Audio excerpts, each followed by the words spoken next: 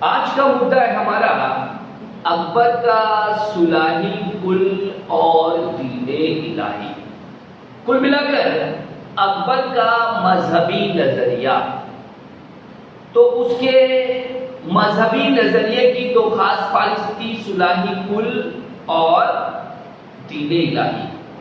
لیکن سب سے پہلے ہم غور کرتے ہیں کہ اکبر، جس کا شمار ہندوستان کے عظیم ترین سیکولر بادشاہوں میں ہوتا ہے، جو مذہبی نقطۂ نظر سے بہت روادار تھا، اور جس نے بادشاہ زین العابدین اور شیر شاہ سوری کو بھی اس معاملے میں جو ہے پیچھے چھوڑ دیا۔ تو ایسی ذہنیت اس کی کیسے ہوئی؟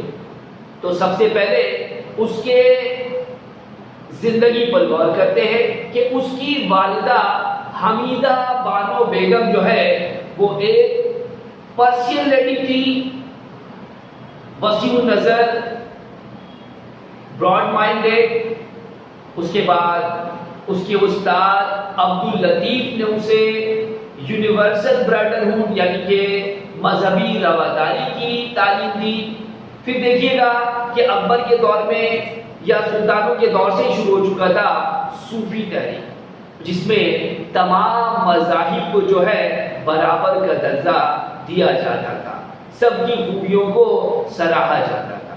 ساتھ ہی ساتھ اکبر کی شادی جو ہے بہت سارے راجپوت اور ہندو گھرانوں میں ہوئی، وہ اس سے بھی متاثر تھا۔ اس کے دربار کے بہت سارے ماہرین اور اس کے جنرل جو تھے وہ بھی ہندو تھے، ان کے نظریے سے ہی متاثر تھا۔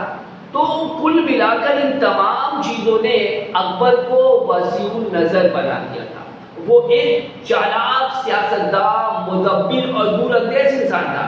وہ جانتا تھا کہ ہندوستان ایک ایسا ملک ہے جہاں کی اکثریت جو ہے وہ ہندوؤں پر مبنی ہے، ہندوؤں پر مشتمل ہے، اور ایسی ملک میں جو ہے کٹر پسندی، آرتھوڈاکسی، مذہبی سختی کے ساتھ جو ہے کامیابی سے حکومت کرنا بہت دشوار ہے، کیونکہ ہم میڈیول دور میں دیکھ چکے ہیں کہ یہ نظریہ جو ہے بادشاہوں کو بہت مہنگا پڑا ہے۔ اسی لیے اکبر نے دور اندیشی سے کام لیتے ہوئے مذہبی رواداری کا نظریہ اختیار کیا اور دو مذہبی پالیسی اختیار کی، صلحی کل یعنی کہ tolerance towards all religion، سبھی مذہب کے ساتھ رواداری، امن، اور صلحی کل کو نافذ کرنے کے لیے اس نے کچھ اقدام اپنائے عملی طور پر، جیسے ہم دیکھتے ہیں کہ withdrawal of pilgrim tax۔ یہ کیا تھا؟ دراصل سلطانوں کے زمانے سے لے کر اس دور تک جو ہندو رعایا ہوتے تھے انہیں اپنے مذہبی مقامات کی زیارت کے عوض میں حکومت کو ایک خاص قسم کا ٹیکس دینا پڑتا تھا۔ اکبر نے اسے اپنی مذہبی رواداری اصول کی راہ میں رکاوٹ پایا اور 1563 میں اس کا خاتمہ کیا۔ اس کے ساتھ ہی ساتھ جزیہ کا خاتمہ کرنا۔ جزیہ کیا تھا؟ جزیہ بھی ایک خاص قسم کا ٹیکس تھا جو ذمیز یعنی غیر مسلموں سے مسلم بادشاہ، مسلم حکومتیں وصول کیا کرتی تھی۔ 1564 میں اکبر نے اس کا بھی خاتمہ کر کے اپنی جو ہے سیکولرزم کا، وسیع نظری کا ثبوت دیا کہ اس کی نگاہ میں اس کی تمام رعایا، خواہ وہ کسی مذہب و ملت کی ہو، یکساں ہے۔ اکبر کی جو ازدواجی رشتے تھے وہ بہت سارے ہندو گھرانے میں، راجپوت گھرانے میں تھا، تو وہ ان کی بھی قدر کیا کرتا تھا اور ہندو تہواروں میں، فیسٹیولز میں بھی جو ہے وہ حصہ لیا کرتا تھا ان کی دلجوئی کے لیے۔ اکبر نے 1575 میں فتح پور سکری میں عبادت خانہ، پریئر ہاؤس قائم کیا، جہاں پر مختلف مذاہب کے ماہرین، چاہے وہ مسلم ہو، ہندو ہو، سکھ ہو، جین ہو، کرسچن ہو، یہاں تک کہ دہری بھی وہاں یکجا ہوا کرتے تھے، اور وہاں ہفتہ میں ان تمام ماہرین کا اجلاس ہوا کرتا تھا، اور اکبر حقیقت میں جاننا چاہتا تھا تمام مذاہب کے فلسفے، اس کی خوبیاں۔ اس کے بعد اکبر نے مظہر نامہ ایک خاص قسم کا علاج تھا جس کے تحت جو علماء تھے، جو مذہبی اعلیٰ رہنما تھے، ان پر لگام کسا گیا۔ اس سے پہلے کیا ہوتا تھا کہ کوئی بھی تنازع ہوتا تھا، کوئی بھی معاملہ ہوتا تھا تو یہ علماء جو ہے وہ فتوے دیا کرتے تھے، مشورے دیا کرتے تھے۔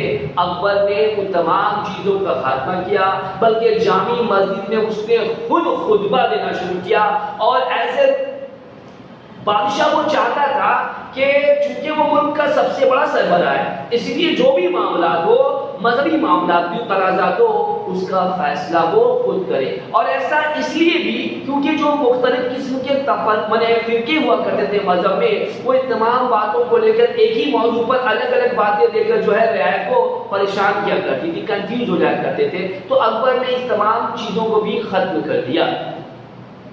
دین الہی اکبر کا ایک فلسفہ تھا کہہ سکتے ہیں، جس کو اس نے 1582 میں جو ہے نافذ کیا۔ اور حقیقت میں کیا تھا؟ یہ مختلف مذاہب کا نچوڑ تھا۔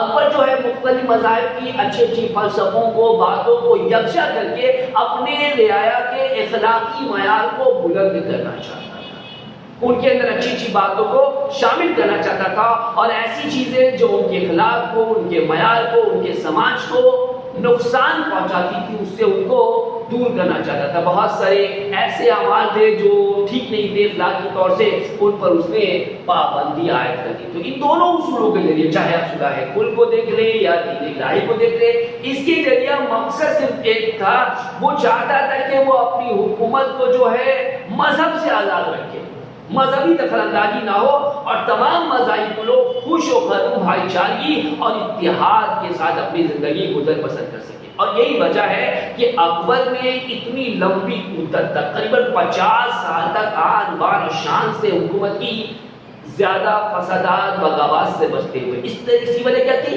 کیونکہ جو دور دراز کے علاقے بھی تھے، جو غیر مذاہب کے لوگوں کے لیے ہندو یا راجپوت دیگر بھی تھے، وہ بھی اس کی اس مذہبی رواداری سے اس کے متی اور فرما بردار ہو گئے تھے، اور اس اصول نے اس کو ایک کامیاب بادشاہ ہونے میں بڑی مدد کی۔ اس سے جب جب ہندوستان کے سیکولر بادشاہوں کا ذکر ہوگا، اکبر کا نام سر فہرست